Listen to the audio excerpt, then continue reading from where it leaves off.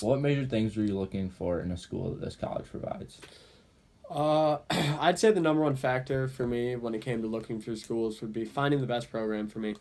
And after searching around and visiting a couple colleges, I realized that either Saginaw Valley State University or Grand Valley State University would be probably the two best schools for me. And that's because they're both really affordable and they're, I believe, the two cheapest universities in the state of Michigan.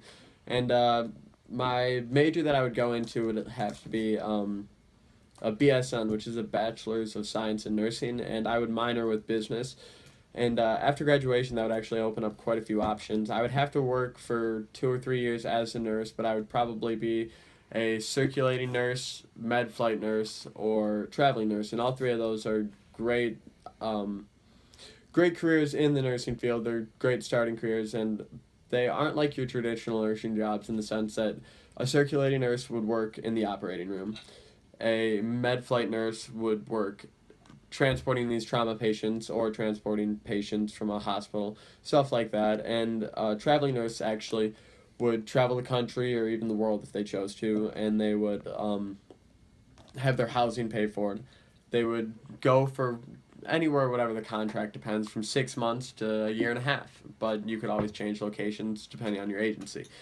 But after those 2 or 3 years, my overall goal is to become a sales rep for one of many companies, and you can sell medical equipment, you can sell pharmaceuticals, you can sell just about anything to these hospitals. And at Huron Valley Sinai, they actually have 12 or 13 reps for at least 8 different companies. A few of them Stryker, Mako, and these are all companies that have these hundreds of $1,000 machines. So, yeah, I'll just What reasons draw you down to this line of work? getting to work in a hospital and use my business side of my degree would be amazing.